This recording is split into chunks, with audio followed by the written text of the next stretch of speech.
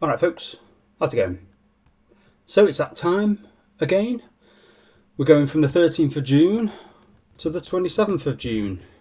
And what have we got? Right, so it looks like I've beaten my benchmarks again by a percentage point almost. You can see the numbers there. Yeah, just extending my lead slightly from the 6th of October. And I'm still heavily losing. And let's have a look where that performance came from. There's the numbers. So Scottish Mortgage did quite well. Glaxo's done really badly. Barclays is having a bit of a comeback compared to NatWest there, I see. Yeah, it's not that far behind anymore. And yeah, Life Science REIT, so obviously getting a bit lucky with this one. I'm only 9% up, but it was 14% up in the period, because obviously I was down before the 13th of June. But yes, I mean, the only news that came out on that was that they'd let a floor or two of a building. I can't remember exactly, but it seemed like the market was expecting it, because like a day or two before it jumped up 10% in one day. Yeah, and then Gore Street and SDCL, well, all of the energy ones really have done quite well, between 4.7 and 14% up. Quick look at Fundsmith. Novo Nordisk is still doing awfully. Texas Instruments is doing well. Meta's doing well. And yeah, I'll update you on the changes there as well in a bit. Dividends, yeah, had 1,013 quid in the couple of weeks since the last update. I think most of that was BlackRock smaller companies. It's because it only pays twice a year. It's quite a big one each year. Didn't actually receive that JGGI one, as we know already. Yeah, that adds up about the same, 1013. Yeah, and that's just greyed out for the next time when I should get it. Didn't actually get that one.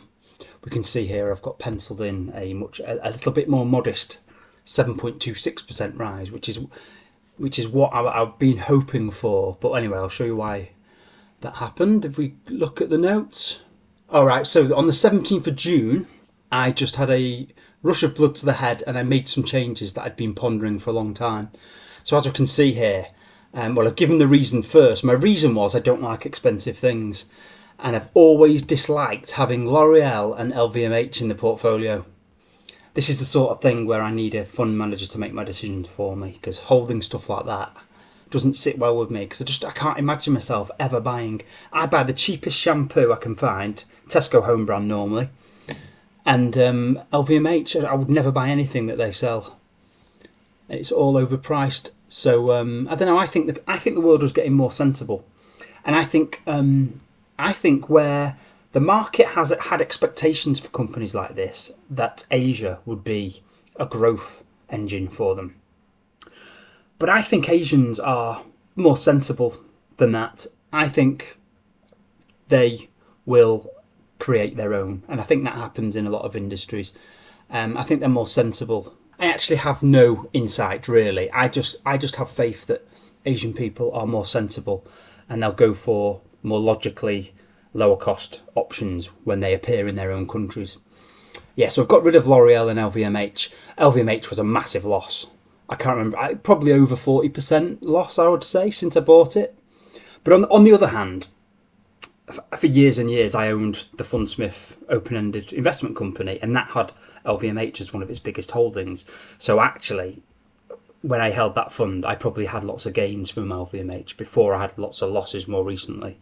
So it's probably not quite as bad as it seems if you factor in my time in the open-ended company. Yeah, so if we look at the Fundsmith portfolio now, and as I've just shown on the screen, I've used the proceeds to bump up Amazon and Google, just basically from FOMO really, because these are companies I use all the time. When I'm at home, I'm always buying stuff from Amazon, and every day, like right this second, for example, I use Google products. So bumped them up to be the third and fourth largest, and I bumped the two most recent additions to the Fundsmith portfolio. I bumped them up to a full position of like 2%. At the time, it was about 2%, because like my initial position was like 1% each, and I bumped them up to be like a quote unquote full position. There was something else I wanted to say about LVMH. Yeah, I can't relate. Seems like expensive shampoos and cheaper alternatives will become more popular. That's my opinion on L'Oreal. And then for LVMH, I don't like expensive things. Oh yes, of course, yeah.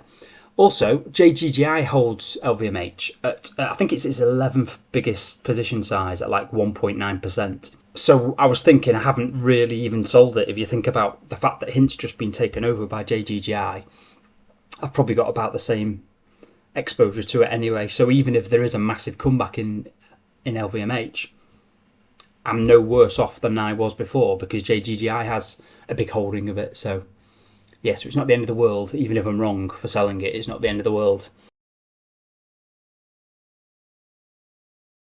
And the other thing that happened was, so Gore Street Energy Storage. Yeah, so yeah, they've just had a strategy update, dividend declaration, and NAV update.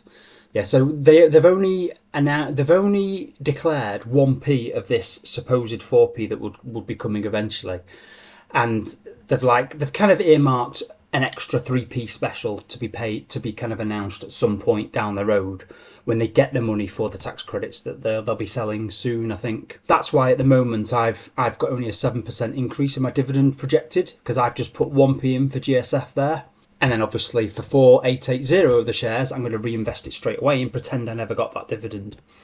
Yeah, so that's why I've got 7% penciled in. And I'm kind of hoping that 3p special either doesn't get paid at all, or even better, I'm kind of hoping that it'll get paid after the 6th of October so that I can have a more modest rise in my dividend this year, and then that will help next year's to grow, because it's got to catch up. I've spoken before about kind of yield. I've made some moves that have reduced my yield overall, so for next year there's a bit of an uphill battle to beat this year's dividend, which is probably going to come in at about 13 grand. So actually, to be honest, I wish they just wouldn't pay it at all. I wish they'd just keep it and invest it, buy back shares or invest it in whatever they need to invest it in, and then just start, just carry on with 4p per share. That'd be great. That would suit me down to the ground, because I don't need the income to all come in like in bulky numbers like that. I'd prefer a smoother progression, and for them to reinvest the money. Oh yeah, and I think I made a note there, didn't I? There was a slight increase to the NAV. Yeah, 102.8p per share, which was slightly higher than the end of December from memory, but they haven't mentioned it. Normally they tell you, don't they? But yeah, anyway, it was a very small change, so it's not worth me looking up now to tell you.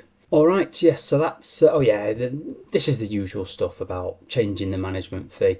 And they've annoyed me again by calling it a reduction when it's not really a reduction. They've just gone to 50% on the NAV and share price. But it's only a reduction if the share price stays below the NAV.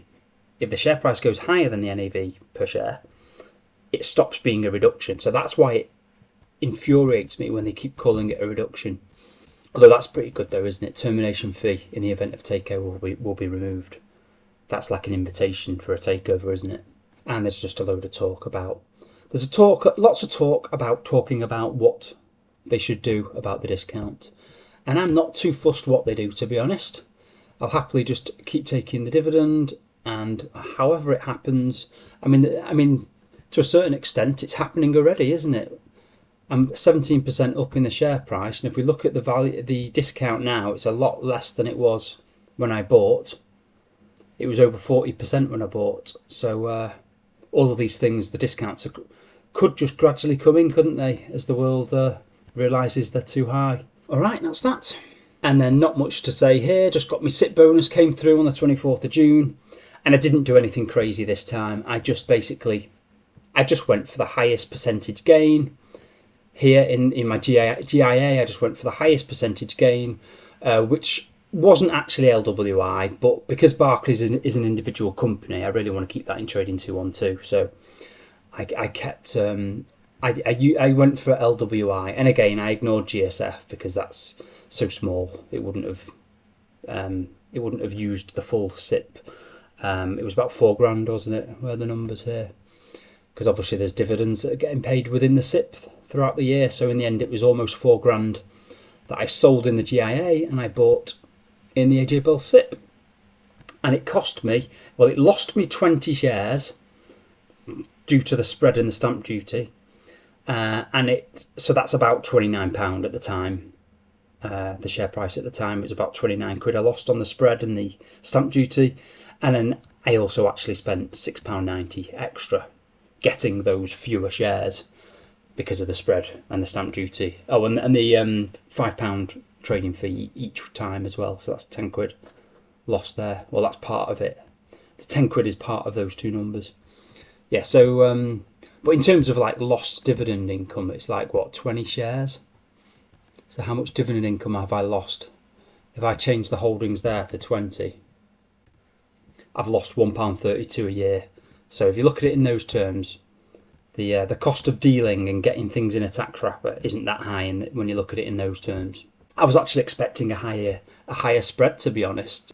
The buy and the sell price we see here, it can't predict what the buy and the sell price will be in the future. All it can do is show you what happened most recently. So it's never really the most accurate. You can't bank on it when you see the buy and the sell price, because it can only ever be historic, what they show here. And what you end up getting when you actually do the trades is somewhat unpredictable. But yeah, I was pleasantly surprised on the spread there, because that was one of the things that I was one of the reasons I didn't buy LWI when I did the same with my LISA in the last update, or the one before maybe. Yeah, and the other reason I didn't do anything crazy like that is because all of these opportunities are a bit less appealing now, because they've all, well, apart from Next Energy Solar, they've all made some pretty nifty gains, haven't they? So I was a bit less attracted to the discounts there. So I just stuck with LWI. That's it then, I think. Nothing else to report, so I guess I'll see you next time then. Bye bye.